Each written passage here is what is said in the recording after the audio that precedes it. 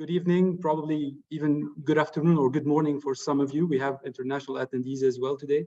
I'm Raymond Najjar. I'm a visual neuroscientist and assistant professor in the Department of Ophthalmology at the National University of Singapore. And on behalf of the Department of Ophthalmology and the Center for Innovation and Precision Eye Health, I would like to welcome you all for this first webinar session of the Innovation and Precision Eye Health webinar series. So let me tell you a little bit about the aims of this webinar series. So the aim is to provide a fresh insight on the latest scientific and technological advances in understanding, but also in managing eye diseases. We will have leading local and international scientists, clinicians, educators, policymakers share and debate perspective on the digitization, decentralization, and personalization of eye care in Singapore, but also in the world. So today we are in for a treat because we are discussing decentralization of eye care in Singapore with two of the leading clinician scientists and experts in the matter. So today's session will be hosted by Associate Professor Victor Koh and myself.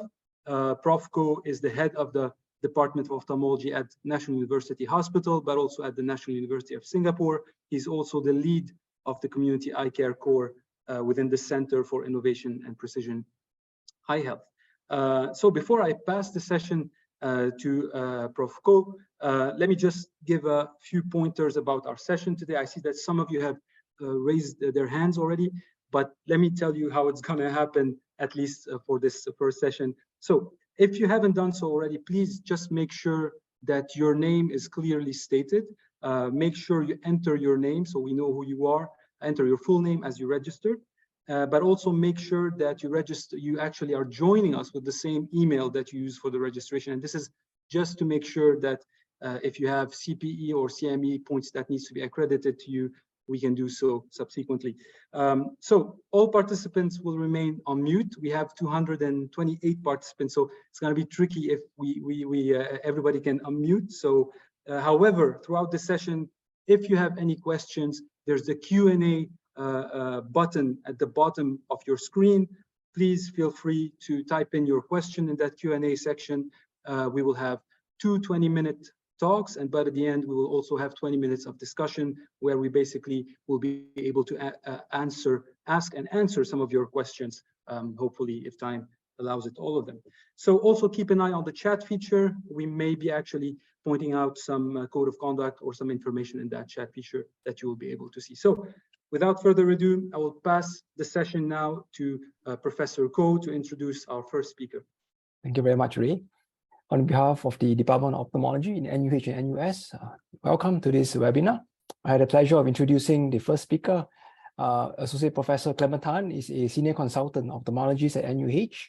He is currently also the Group Director for Ophthalmology in the NUHS, as well as the Director of the Division of Graduate Medical Studies. Dr. Tan's clinical interests are in neuro-ophthalmology, cataract surgery, as well as primary eye care. He leads NUHS effort to implement community eye clinics and optimizing the deployment of eye care services. Without further ado, I would like to welcome Professor Tan to give his talk. Clement? Thank you very much, Victor and Raymond. Thank you very much for that kind introduction. My thanks to the organizers of this webinar series, a very interesting webinar series, for inviting me to be a part of this. I think Raymond is too kind when he describes me as a clinician scientist. Clinician part is accurate. Scientist is probably not, unless you consider that my interest in being a troublemaker constitutes being scientific in any way. And so by way of introduction, trying to be a troublemaker is what got me involved in this issue of decentralizing eye care in Singapore. And I just want to share with you what I consider our own particular paradigm, because this was a very long and painful journey with many interesting twists and turns, and it taught me a lot about people and quite a fair bit about politics as well. So let me just share with you our journey through all this. Okay, so of course the obvious question here is, why bother to decentralize eye care? Singapore is a really small country. No one is more than a 20-minute drive, 20 to 30-minute drive from an eye department, which will boast almost state-of-the-art facilities. And if you look at the levels of care that can be provided or that are offered, you have almost full range of subspecialty service in many departments scattered all over the island, a lot of them conveniently located next to a train station. So why decentralize? I think Rahat may have a few more thoughts on that, but let me just begin with a bit of a history. And you see here a whole series of acronyms. The first COPAP was a collaborative ophthalmology panel. You see, this started way back in, I think, before 2010, when the optometrists felt that a group of optometrists felt that they were perhaps not being able to exercise the clinical skills that they had been taught. Now, this isn't optometrists just jockeying for power or for privilege or for more financial benefits, but truly these people are very well trained. They at present, if you encounter some of them, they are able to do things like diagnose cystoid macular edema, and they will send you the OCT and tell you the patient, your post-op patient has cystoid macular edema. They just did that for me recently. They diagnosed retinal detachments because now they have access to wide field photography, and again, they kind of saved us by sending us a patient and said, this patient of yours has a detachment, which we saw on this, and they send the patient to emergency. So they are very, very well trained. And the challenge is they're not being very well deployed.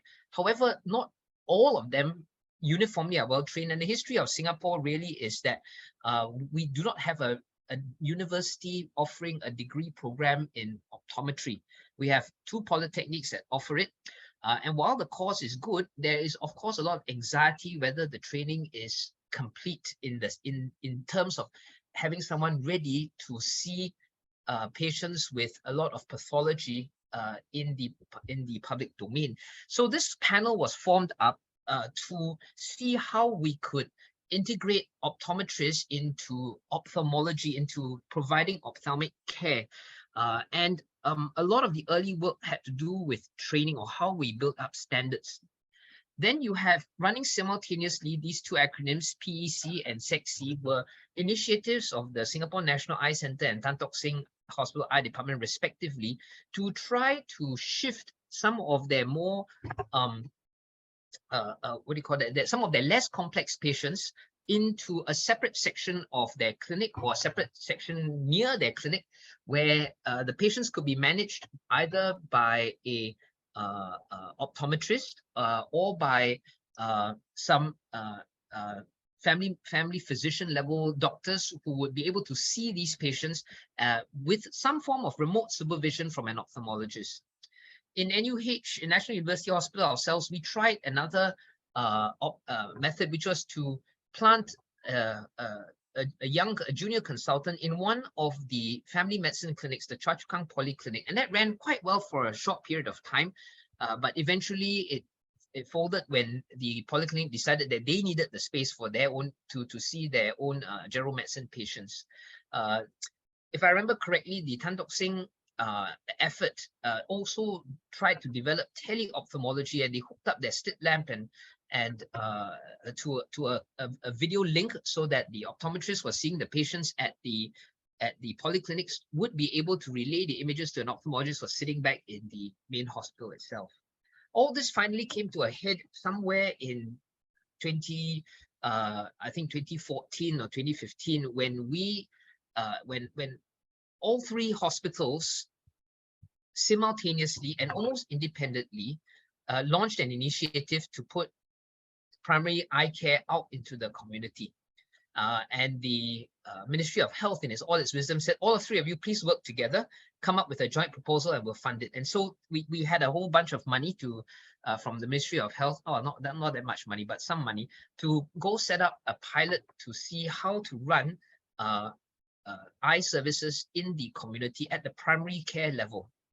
Along the way, someone else in the Ministry of Health decided that screening for seniors to detect early disease was important. And so together with dental health and hearing health, they had eye health as well. And so they started to fund a project to screen patients over age of 60 for various conditions. And of course, they funded eye screening. And so more about that later. But who are the players involved with this? And you can see that as we tried to roll this out, we realized that there's so many people who are involved in this. Of course, there are the public healthcare institutions, right? The public hospitals, which are all government funded from taxpayer money, who look after the majority of all patients in Singapore. And these have an interest in trying to reduce the burden on the public healthcare services, because if you don't manage to discharge your patients and you aren't able to decant them elsewhere for care, inexorably you will have to hire more and more expensive specialists, build bigger and bigger facilities, which cost even more and more to run. And we were having this conversation just before the talk started, and Rahat was saying, in 5 years' time, this is going to be way too expensive to run. And I do believe he's correct. We'll run out of money to be able to do this if we aren't careful. So there is a push from the public healthcare institutions to say what can be seen in a less expensive manner in the primary care space, right? Not just for the sake of saving costs, but for the sake of preserving the entire healthcare system. The private ophthalmologists and ophthalmology groups, of course, have a different interest in this, because a lot of this basic level screening care and all that often pitches up with them. And for them, these are their patients, right? So to have this service devolve to an entirely different group altogether might affect them. The private optometrists, as we mentioned earlier, they are interested to get in on the game because a lot of them have had the relevant training, right? And a lot of them feel they could be more useful. And in a sense, we are not allowing them to practice at the top of their license. There's another group of opticians. Now, these are not optometrists, and they're only licensed to prescribe glasses, but clearly any move to devolve eye care is going to affect them in some way. There are also the primary healthcare providers, and as you saw from our example of using the Choa Chu Kang Polyclinic, if they need space and they kick us out and this is not important to them, then of course this system does not function. And they need to buy into this model of care and see how it helps them, because a very large portion of the patients that are referred to the public healthcare institutions, to the tertiary hospital specialist centers, a large portion of these patients are ophthalmology patients. Eye care referrals are among the largest volume of referral to public health care. Of course, the Ministry of Health as the regulator and the guy who's paying for healthcare is definitely interested in this, and they want to have a big say in it. The optometrists have two different groupings. One is a regulatory board, and the other is more like an association where they gather together for mutual professional support, and they both have an interest in this. The educational institutions in Singapore, of course, have to be engaged in this because they will have to provide training. But we mustn't forget the most important person in the whole equation, and that is the patient. What does the patient really want, and what helps them to maintain good health?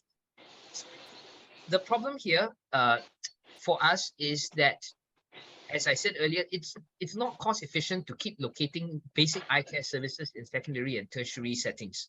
But we have a lack of trained physician extenders, and while there are a lot of good optometrists who are capable, but many of them have not been trained to the level that's required. And without a program to train them, really you are relying on optometrists who spend their own coin to travel overseas, undertake training in a university in another country, come back and then want to buy into this system.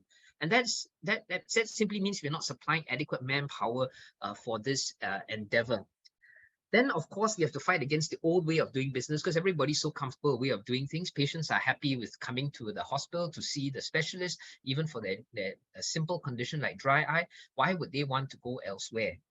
The public perception is also very key, and because it's so easy to get specialist care in Singapore, again, why would anyone want to have their care in another setting when they can just wait around for the specialist to see and complain to the government when there aren't enough specialists?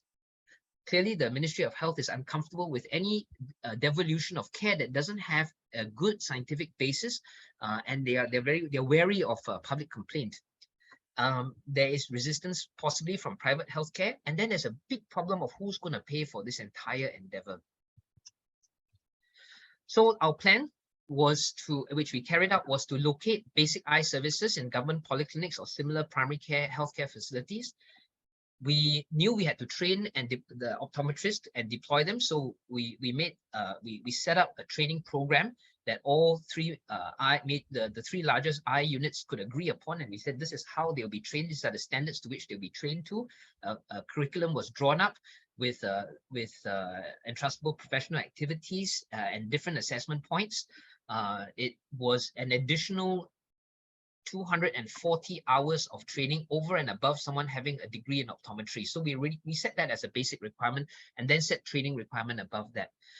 The government was generous in providing funds to equip all the facilities. So all these basic services have a slit lamp, projectors for visual acuity, autorefractors, equipment to measure intraocular pressure. They even have OCTs, Humphrey perimeters, and fundus cameras. So it is really very well equipped.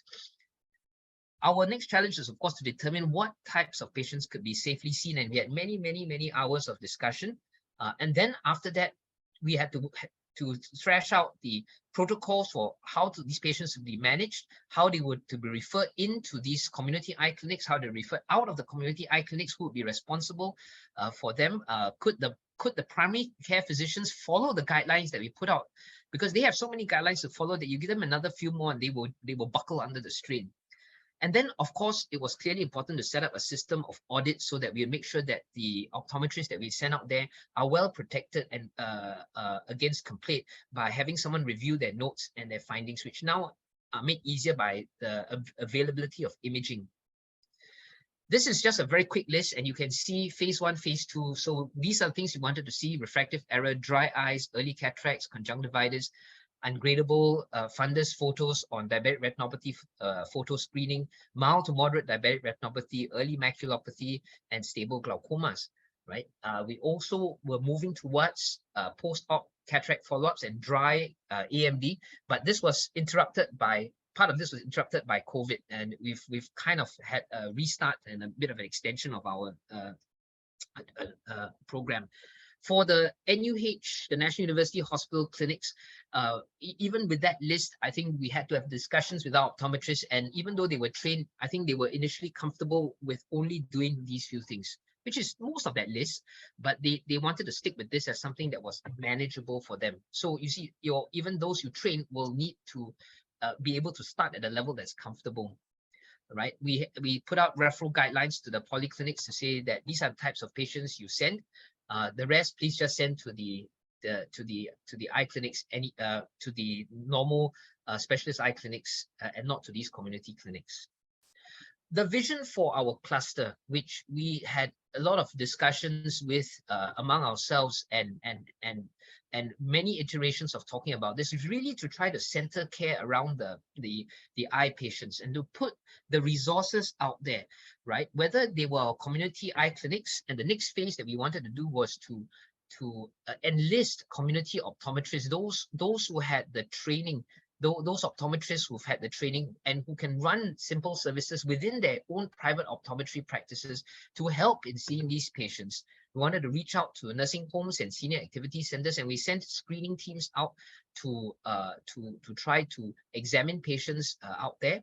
We had low vision home care teams, and then of course we have the specialist teams. And you can see that together with the community, and this is the part maybe we want to focus on, we had mobile eye screening teams that came about as a result of Project Silver Screen that the government launched to screen seniors for eye disease. And clearly the one that you want to, the things that you can pick up are things like glaucoma and cataract, where there is some form of early intervention is actually helpful, right? So we are still in this phase of trying to see if we can get private optometrists to do the screening, and then maybe to participate in the decentralized eye care.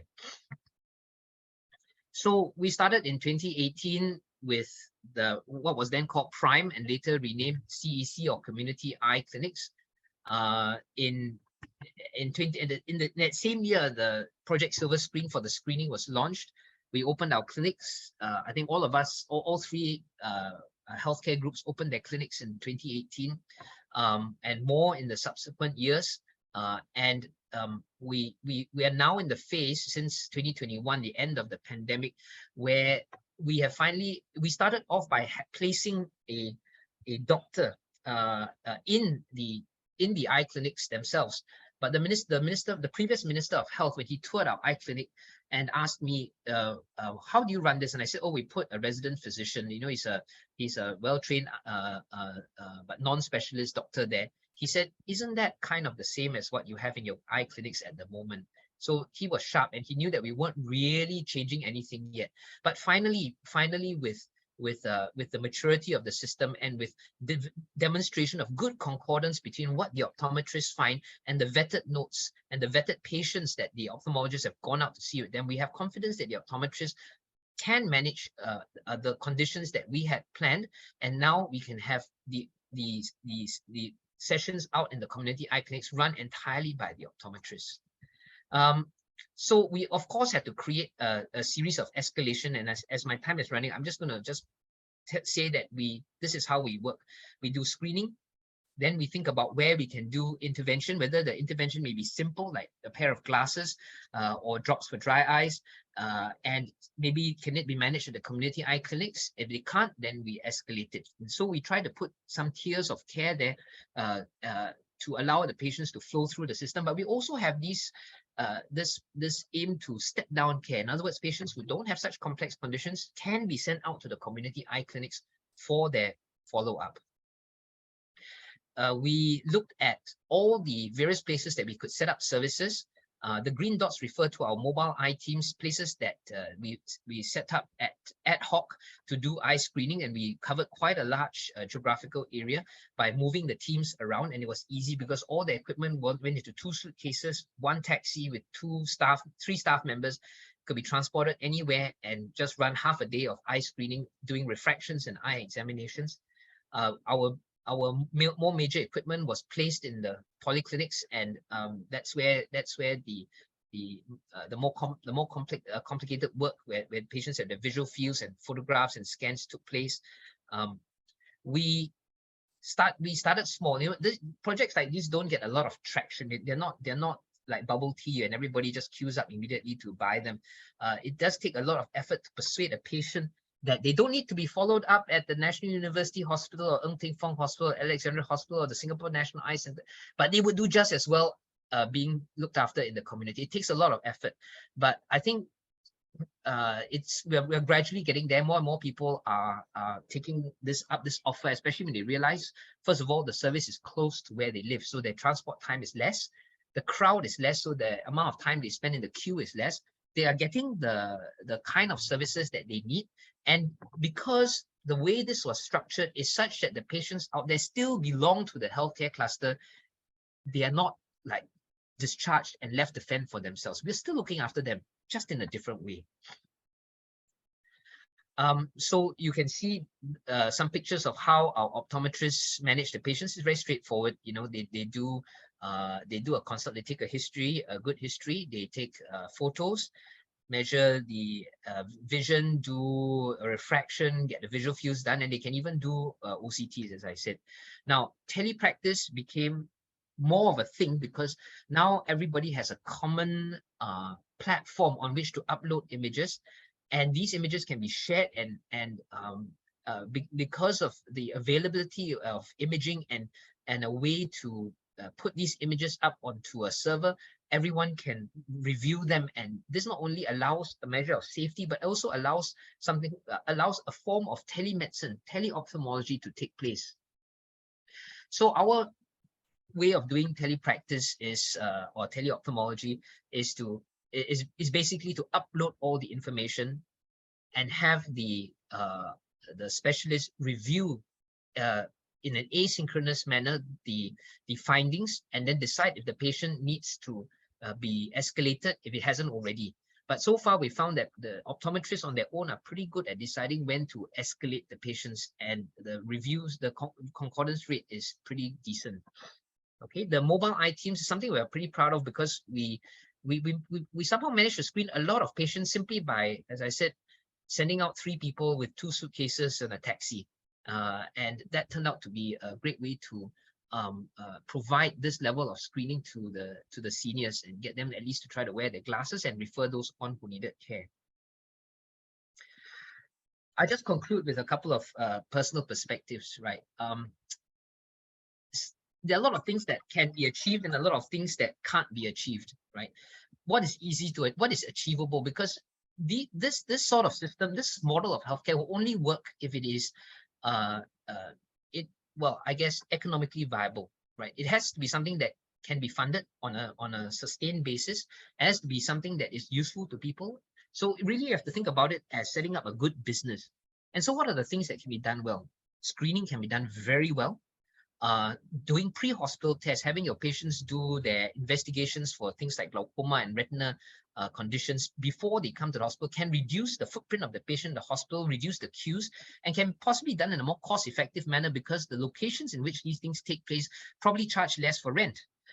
Virtual clinics can reduce the footprint of the patients in the hospital because in reality, a lot of the time, all we do is review their investigations anyway before deciding on the next step of treatment. And so if this imaging can be done elsewhere and the images reviewed asynchronously, this will also save on the footprint in the hospital, and your specialists can see more patients in a sense because it takes less time to review the images than it does to very slowly usher the patient in and out of the room, review the images, then have a chat with them.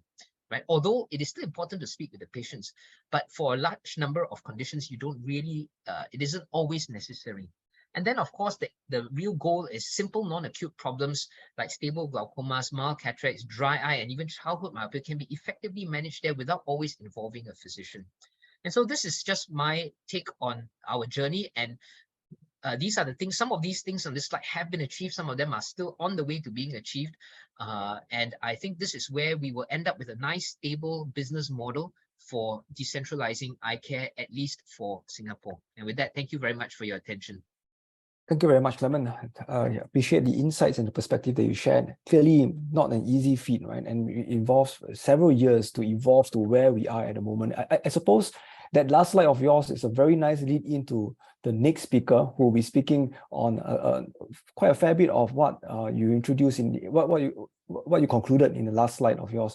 So I'd like to invite Ray to introduce the next speaker. Thank you, Victor. So we are very happy to have Associate Professor Rahat Hussain with us today. So Rahat is a senior consultant at the Singapore National Eye Center at the Singapore Eye Research Institute, and he's also Associate Professor at UKNUS. So Rahat qualified from the University College London, where he also obtained his MD degree in 2010. Although his main clinical interest is glaucoma, he's also involved in new models of care that are cost-effective and community-based. And so basically, Rahat will tell us more about what he's doing on this field. So thanks a lot for being here, Rahat. Please go ahead. Thanks very much, Ray, and thank you to the committee for inviting me to talk on this inaugural sort of session. So this is an area where I've got a great deal of interest, and I would say passion even. I may not have all the answers, but I do believe that this is the way that Singapore is going to be in the future. Now, I'm an ophthalmologist, so I'm going to limit my talk to eye care, of course. And I'm going to give I'm going to start by giving some general concepts of decentralization, what it means. And then I'm going to give 3 specific examples, and then I'm going to end with a summary. Now, I will stick to the 20 minutes, but I give permission for the organizers to, you know, cut me off or play that music like they do in the Oscars if I run over time. Okay, so, but I will try my best. So let's start with some definitions. Now, this term decentralization of health services has different meanings depending on where you're from. Now, I know there are some people on this webinar who are not from Singapore. And often for those people, sometimes decentralization means the pot of money, it does not come from a central fund, okay? And I would give, for the Singaporeans amongst us, the analogy is capitation, where a pot of money is given for a particular area, and you're told, this is all the money you've got to make this money work for your population. So you look at your healthcare needs. So that's not what I'm going to be talking about today. I'm going to be talking about decentralization in terms of managing patients outside of the main hospital, which is another definition of decentralization. And I think it's what myself and Clement as well were talking about. So why decentralize? Well, hospitals are expensive. It probably, although it has to be proven in each individual case, cheaper to manage patients outside of the hospital. There's also something about patient convenience. I mean, who wouldn't want to sort of be managed in a place that's closer to your home? And, you know, the last couple of years, let's be honest, you know, COVID was on our mind. So we had to, you know, look at our models and think which is the best model to reducing risk of infection, specifically COVID. And, you know, that may come again. So let's not be caught off guard again. And this all is in line with the Ministry of Health's 3 Beyonds policy, which is specifically the beyond hospital to community. And for those of you who don't know what that is, you know, this was a problem that's faced amongst many healthcare systems around the world of increasing numbers of patients, longer waiting times, healthcare costs rising exponentially. And, you know, in many countries like Singapore, where the number of taxpayers is getting less and less. So you got this, you know, urgent need to address the health economy to make sure that all our patients are well cared for. And so they developed these 3 Beyonds, one of which is, you know, health, hospital to community, one of which is quality to value. So it's those ones in particular that will come up again and again during this presentation. Now, I'm a glaucoma specialist, so I'm going to give my first example of decentralization is going to come from the glaucoma service. So we looked at our glaucoma service and we thought, is there any way that we can be more efficient? And, you know, I think we came a bit late to this realization that most of our patients probably didn't need to be seen face to face. Now, we thought about this actually before COVID, funny enough, but COVID kind of sped it all along. And so we thought we need to design a new model of care, bearing in mind the fact that not everyone needs to be seen face to face, and we need it to be safe, it needed to be cost effective. Patients and staff needed to be happy with it, and ideally outside of the main hospital, because the idea was that that was probably going to be cheaper and more convenient for those, you know, for the reasons I mentioned earlier. And we started by just looking at our glaucoma clinic patient profile. And, you know, surprising to me, actually, almost 50% of our patients didn't have glaucoma. You can see here, let me just get my pointer. You can see here, you know, DIS suspects, PAC, ocular hypertension, PACS. These are, I know not everyone will understand these terms, but these patients actually don't have glaucoma. And so did they really need to be seen on a slit lamp in front of a consultant to manage their condition? We thought not. So we came up with this kind of idea of as the disease severity decreases, the quality of care decreases. Now, you've got to be careful about making statements like that, but actually it is real. It is true that for patients with more severe disease, the quality of care does need to be higher.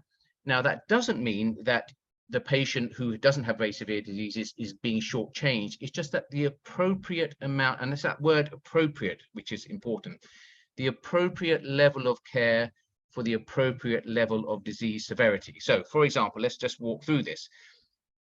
For patients with very severe disease, in red here, they do need to be seen in the main center on a slit lamp by probably a consultant, and there's two-way communication, live communication. Ask, how are you? What's happening? You know, that's important. It's expensive, but they need it. People with less severe disease, VidCon, it stands for video consultations, with possibly some investigations in the communities, but we call the patients on the VidCon, they can see us. There's that connection between the patient and the doctor. And it's a step down from seeing them on the slit lamp, but it's pretty close. And then you have the virtual clinics where investigations are again done in the community. The notes are reviewed asynchronously, you know, a week or so later, and then we write to the patient. But this is one-way communication, so the patient doesn't have an opportunity to come back to us, with a slight caveat, which I'll come to in a moment. And then finally, those sort of patients with very mild disease. And where, you know, we wanted to really and think about home monitoring possibly for these kind of patients, or monitoring with our community optometrist, which I'll explain a bit later. And again, probably one way communication. We tell the patient will tell us if they have a problem. So this was a sort of concept of our sort of different levels of care, and you know, there's a dollar sign that goes with all of these. You know, $4 here, etc. This is obviously the cheapest. And I'm going to be talking for the glaucoma model about our virtual clinic model, which we have termed GLOC, Glaucoma Observation Clinic. So this idea was conceptualized as an asynchronous virtual clinic which was nurse and technician led. So the doctors don't actually see the patient at all, but the glaucoma specialist does remotely review the patient data. I'll explain how this works in a minute. So the doctor is still certainly involved in the management of the patient, and that's an important, again, another important word. The doctor is still involved in the management of the patient. So I know this is a busy slide, but in the previous model, how things used to be was the patient would come into our hospital and they'd get all their investigations like visual field or OCT, and they'd see the doctor at the slit lamp, and then they would go home. Now, if you look at the key here, this is in reference to, you know, infection risks like COVID, you know, so high risk of passing on something like COVID because they're all sort of mingling around the same place. That's why it's in red. But in our new model, this is what we were proposing. Let's say about 50% of our patients are still unstable. Well, they may still have to undergo the previous models. It's see the doctor at the slit lamp and then go home. But for the other 50% of our patients who are, you could say, more stable or perhaps less severe, then they could get their investigations in a community setting. We call this a IUC, investigation unit in the community. They'll get that done. They'll get asked a question, and it could be a very simple question like, any problems since your last visit? Very nice and neat. And this is all documented by the nurse or the technician on the EMR. Patient then goes home. The doctor then reviews that data, the visual field or the pressure, and looks at the question, you know, any problems, and makes a decision. If they're stable, which actually most of them probably are, 80% we estimated, the patient gets an SMS, you're fine, see you in a year or 6 months or 9 months or whatever. But if they're not fine, they're asked to either come back for a face-to-face consult, or they may get a phone call or a video consult, depending on what the what needs to be communicated. So this was our model, and we call this GLOC. And in terms of what tests do they have at this investigation in the community, they'll get either or an OCT or visual field. And sometimes you can do both, but generally we do one or the other, and that's a clinical decision. They may or they may not get an anterior segment photo or a photo of their disc. Again, depending on what the clinician ordered, if they felt it's necessary, they would. And this is undilated. Look at the quality of it. And they'd get a vision and a pressure check using the eye care tonometer. And this is all inputted into our EMR by the nurse and the technician. The idea is that really that you know, if you get a good photo, you can almost replace a slit lamp examination, you know, with a few caveats, but not always needed because there's a cost associated with photos. But if you feel you need it, you can order it, and then you can review it on the data when you have a look. And so, you know, it went pretty well in the beginning. A little bit slow to start off with, but it's been getting more and more patients, and you know, the waiting time in the clinics is being reduced significantly. And there's a little article in the papers about that. And the time taken for us to manage that patient, because we're doing it remotely, we don't have to do all the sort of bring the patient in, how are you, how was your holiday, you know, nice pair of glasses you're wearing, etc. You know, we could really cut the amount of time that the doctor spends on managing this patient, because we're not seeing them face to face. And importantly, the cost of this initiative was halved. You know, we were able to cut costs. And you know, we did an analysis on that. Did the patients like it? Yes, they did. You know, you can see some of these figures here, you know, 95%, 90%. So they liked it, actually. Not everyone, of course, but most people did like it, and so did the staff. Now, I'm going to take a slight aside here because I want to tell you about I had an opportunity to go to UK last year in June, and I visited a very interesting centre it's called the Brent Cross Shopping Centre. And many of you will have heard of Moorfields Eye Hospital, a well-renowned eye hospital in London. And in this Brent Cross Shopping Centre, they set up basically an IUC, a room with lots of equipment in it where patients go to get their investigations done. No doctors there, OCT, HVF, you know, etc.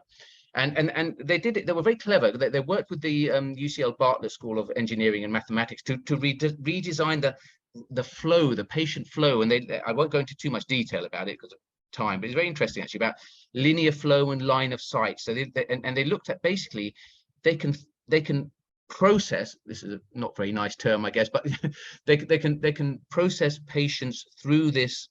They called it a diagnostic hub. very quickly, and they would get all their investigations, and then they would go home, and then the doctors would review it. I think actually they reviewed it within a couple of days actually. So this was a very interesting way of designing an IUC to maximize the efficiency, which all comes down to cost as well. And they even went into sort of they got this professor from the clinical operations unit to look at the number of machines that or the most optical use. And so, you know, very interesting. We learned a lot from that visit. And as a result of that, you can see here, pre-COVID, there were 80% of the patients were being seen face to face. Now, post-COVID, it's 60% of their patients are being seen not face to face. In other words, it's gone from 80% to 40%. Now that's really quite impressive, actually, and you can imagine the effect that's had on their costings and their, you know, efficiency, etc. You know, really, those are the sort of numbers we need to aim for. And so this got us thinking as well, and in fact we'd been thinking about this before, about what's the best way to decongest the main center. So here's roughly where SNEC is now. Do we work with our community optometrists who are, you know, around the island? There's many of them, and should we get them to be our IUCs, our investigation units in the community? They can track, they can do you know, pressure checks and refraction, and maybe even visual fields and OCTs in some cases, and transmit that data back to us. And of course, there's some payment and governance issues, of course, that need to be resolved. But, you know, potentially that's one way. Or should we aim for a sort of Moorfields type centralized community eye investigation unit, or IUC, another way of doing it, which is more under our control and streamlined investigation? I suspect it will be a bit of a hybrid, actually. Some things will be done in community optometrists, some in this centralized unit, you know. But this is the sort of concept that we have. So I'm going to give you another example, my second example of sort of decentralization. This is eye evaluation and refraction. So at the moment, patients come in and they get their vision checked by the nurse, and they often get a refraction as well, particularly if they're after cataract surgery. But we thought, well, you know, do they need to come in? We have optometrists who are perfectly capable of doing this. And so we thought, well, why not get that to be done outside of the main hospital with partnering community optometrists, and it will free up our own institutional optometrists for other works, more convenient for patients as well. And so we've actually started that. Certainly the outsourced vision testing, over 3,000 patients have been doing it so far. So they go to an optician before their hospital appointment, get their vision checked. It then gets sent to us, so they don't have to queue up to see for the nurse to do the vision check when they come to the hospital. We've also planning for the refraction to be done, but, you know, we need to go through the various hoops for that. But I think that's going to be a game changer if we can do the refraction outside. It takes up so much of our optometrist time when they can be doing so many other things, you know. We have certainly plans for that. So we have various stages of this, phase 1 and phase 2, and we're coming along, and but of course there's still more work to be done. So my final example, if you like, of decentralization is one, again, which I'm quite excited about, if it works. And this is about our referrals from the polyclinic to the eye center. Now, the family physicians, when they see a patient with an eye problem, they have to make a diagnosis, of course, or provisional diagnosis, and then they need to refer the patient to the eye hospital, if necessary, with the right level of urgency, you know, same day, routine, whatever. But some will have not much experience in eyes, family physicians. Of course, some will have quite a lot of experience in eyes, but not everyone will. And of course, there's no slit lamp. So it's a difficult ask for a family physician to make an appropriate referral with the right level of urgency when they don't have a slit lamp even. So when we did a little, we looked at the urgency of a referral, and we found it wasn't, you know, there was room for improvement. And so we thought, if we could put these questions, these are some polyclinic referral guidelines, we could put this all in an app that we get the patient to do. I'm going to just play this now because I think we're running out of time. Oh dear, I knew this wouldn't work. Let me just try it like this. Oh, here we are. Yeah. So this is on an iPad. So the patient will put in their IC number, and they put in their date of birth. The age gets calculated automatically. And you know, the gender, their race, etc. And then they get asked, you get presented with this screen here, which is say, click on your, you know, if you've got droopy eyes, if you've got a red eye, they click on the relevant sort of area of problem area, and they get asked a series of questions, just sort of yes/no questions, nothing too tricky here. and then they submit, and then the nurse will check a vision, check a pressure. We're trying to incorporate photographs, ASP stands for an anterior segment photo, and probably posterior segment photo, to help come up with, using the clever people from the Institute of High Performance Computing at A*STAR, going to come up with a sort of, they use their AI algorithm to come up with a sort of a diagnosis for what this patient has. Okay, and it comes up with a little vignette, little summary, and suggested urgency of referral. Okay, so I better hurry along here.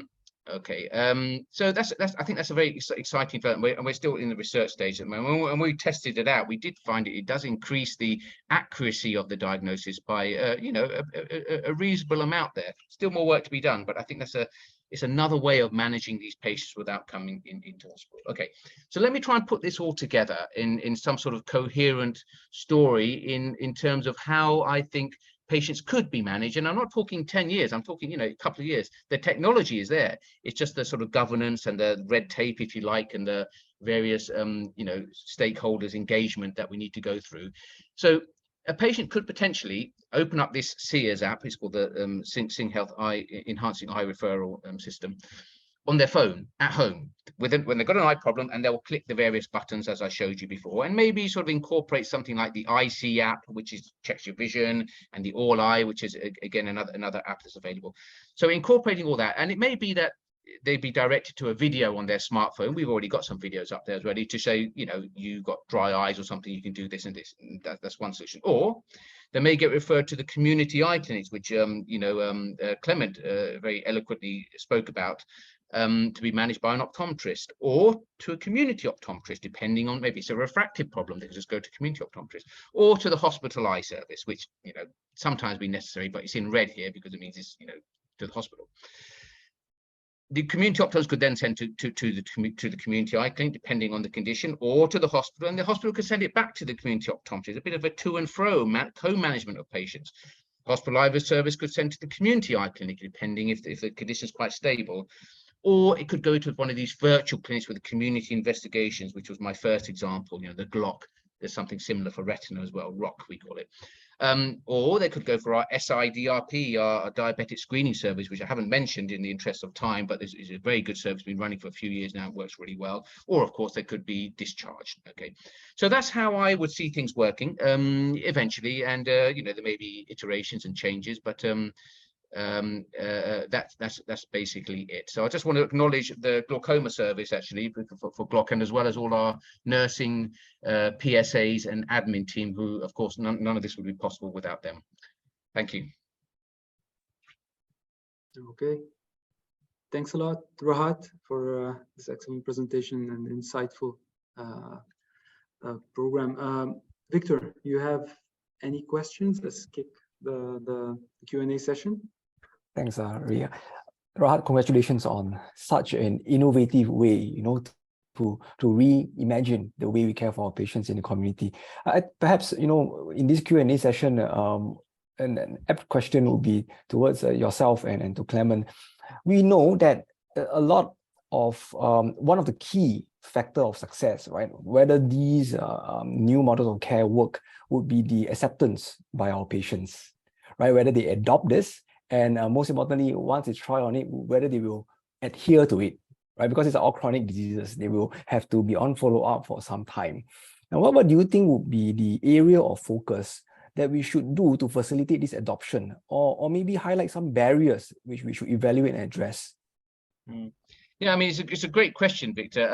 Sometimes I think we underestimate our patients in terms of how much they understand the healthcare system. Okay, so personally speaking, when I've suggested to patients that, listen, next time you're not going to see a doctor, I'm always very clear on that. I'll say that you're not going to be seeing a doctor next time, you're going to this, investigation. And I rarely have any, sometimes a few questions are asked, but I reassure them, listen, the level of care is still going to be good, it's appropriate for your condition. And I almost say, look, you should be happy in a way that your condition is not that bad that you need to be seen face to face. And so it's about communication, I guess. But I do think patients will accept that actually, but it's about culture change, of course, which is notoriously difficult, but we know how to do that actually, and it can be done. I suppose the keyword is communications, isn't it? And then I think the patient experience when they embark on this or try something new will play a very big part in it as well. Clement, would you like to share your perspective? Yeah, I agree with Rahat and what you just said, Victor. I mean, communication is really important. And I think as it stands, the pressure that we have on current tertiary eye care facility is already so high, and the waiting times are really so long that it is in itself a motivation to patients to see there's another way to receive their eye care.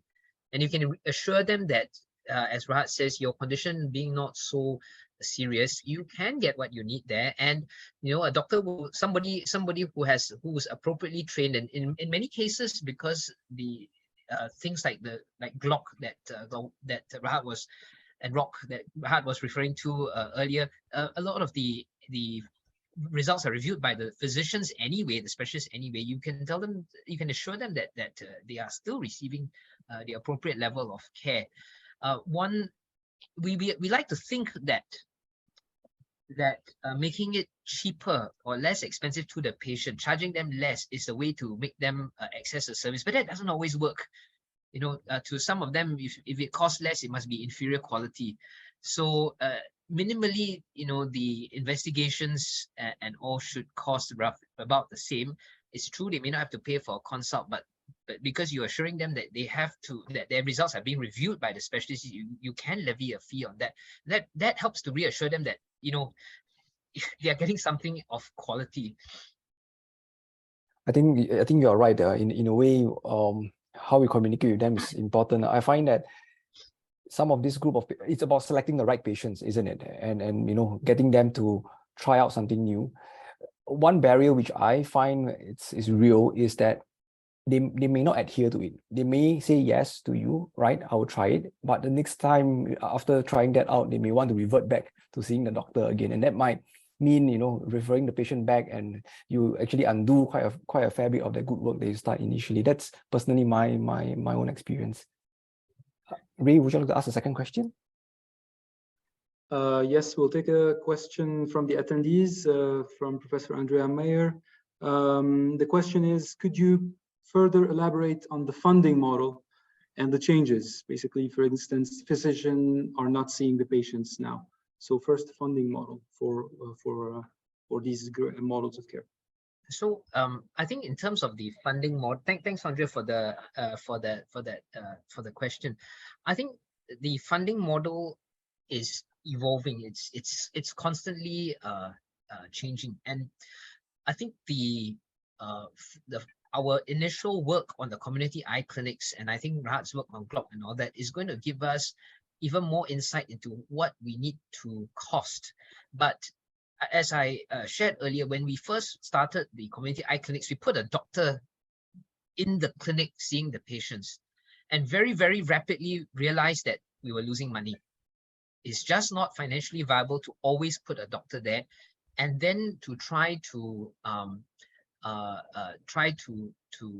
bill the patients at the normal subsidized rate, because for some reason everything turns out to be expensive unless you have a very, very high volume of patients, right? So trying to manage a lot of a wide variety of patients, in other words, patients with all sorts of disease out in the community, in other words, running a specialist clinic outside the community may not make any economic sense, because you don't have that volume. You can't generate the economies of scale. Instead, limiting it to conditions that an optometrist can safely manage according to protocols such as you have seen earlier, allows this model to be run in a more cost-effective manner, because the volume of patients that can be appropriately scaled, and the investigations themselves can be performed relatively quickly, and so there is enough scale to keep the cost to the patient. Keep the cost of the patients down, keep the cost to the taxpayer down, and yet keep the service viable. Now, it's like three holy grails that you're trying to achieve at one. Everybody pays less. It's almost impossible, but it can be achieved with a little bit of creativity. As to the changes in how what happens when the physician doesn't see it. I think you heard earlier the various models of how we do it. One is to always review the notes. The other is to always review the investigations, to constantly audit the system, and especially the referrals that come back in from the system, and always trying to keep in touch with the patients. I think that's and constantly keep training and retraining the optometrists. I think that's what's important to maintain a level of safety and quality out in as we perform these decentralization moves. Thanks for that, Clement. I appreciate that. I think I would like to direct the next question to Rahat. Rahat, I think this is a question relevant to our colleagues who are optometrists and opticians, who are working in the community, right? They're working in retail, and I think you demonstrated some clear examples of how they can contribute. Do you have anything? The question is very specific. What do you think they can do to contribute to eye care in this ecosystem? Yeah, thanks, Victor. So, I think one thing that is very important to establish is that optometrists are not ophthalmologists. And sometimes I think we as ophthalmologists undervalue our training, actually. Now, when it comes to management decisions on what to do with a patient, whether to add a drop, operate on them, whatever, I do feel that should still stay within the realm of ophthalmologists, because that's what we're trained to do. And with the greatest respect to optometrists, my sister's an optometrist, that's not what they're trained to do. Now, so I think what we need to do is focus on what they are trained to do, which, for example, refraction, vision.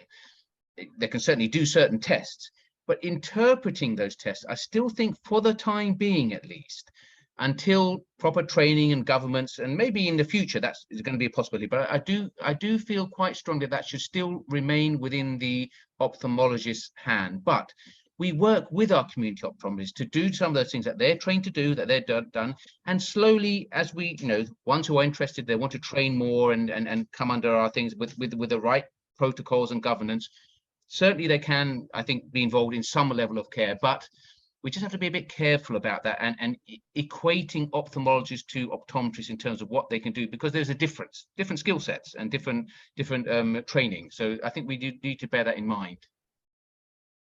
Thank you so much, Rahat. I think you are right. As physician extenders, optometrists do have a role, right, to play in care for patients. It is very probably important for us to define that role so that we could ensure the quality of care is good, and jointly as well, not just us. Well. I mean, we in a collaboration, of course, absolutely. With yeah. And I was about to touch on that. I think this hybrid system where the patients are being managed by both the ophthalmologist and the optometrist would be ideal, right? That would allow us to extend our capability and our outreach as well, which is in line with the theme of today's webinar. I know that there are quite a number of questions that are still coming in, but unfortunately we are running a bit short of time. I would like to wrap up the discussion and maybe summarize what Clement has mentioned so far. Clement has shared with us his idea of decentralizing eye care in Singapore. There were different attempts and lessons that were learned over the years to help shape the current community eye clinic. The challenges include the variability in training standards, the different models of care, the involvement of different stakeholders which he shared, as well as even space, pricing, and payment is a key factor. He also shared that there might be a need for a tiered care model, very much similar to what Rahat has mentioned as well, with the ability to step up and down according to the complexity of the conditions. The optometrists have a role to play, and they do play an important part in providing eye care, at least on the community and the primary care level. The connectivity to facilitate information transmission, especially patients' data, is important because we are managing chronic eye diseases. And Rahat has mentioned in his talk on community eye investigation units with virtual data, he looked at this on the perspective of conditions and the patients seen in the hospital. For example, he shared that for glaucoma clinics in SNEC, up to 50% of them may not even have such bad conditions, and they can be seen outside the hospital environment. He stressed the importance of appropriate level of care that has to be matched to the severity of the disease. And he also demonstrated the use of technology, use of AI to augment care models, there is a need for involvement of skilled physician extenders like our optometrists to share this eye care load in our aging population. I think all these questions, all these important key take-home messages would help shape how we intend to engage different stakeholders in this new center of innovation and precision eye health. And we are indeed privileged today to have two excellent speakers with us who shared their years of experience in a short 20 minutes. It's not fair to them, but yet they did a fantastic job in doing that. So I would like to thank the two speakers formally who has given such a good and comprehensive talk. Ray? Okay, thanks a lot, Victor. So just to wrap up, 30 seconds, we wrap up with just telling you guys that this session is recorded. So if you want to listen to it again, watch it again, or even share it, you can go to our website. It will be uploaded on our website shortly. Another point is next week, next Tuesday, 6:30 to 7:30, we have another exciting webinar session with Associate Professor Katrina Schmidt on the role of near work in common myopia, and the session will be hosted by Assistant Professor Tammy Chung. And just the final slide, we also do have within the Center of Innovation and Precision Eye Health a cataract detection and post-surgery care online and hands-on workshop for community optometrists. So if you're an optometrist, you're interested to join this course, please scan the QR in front of you. I'll just leave it there. And thanks again to our speakers, and we'll see you next week. Thanks very much. Okay, Bye. thanks everybody. And for those who ask questions, thank you.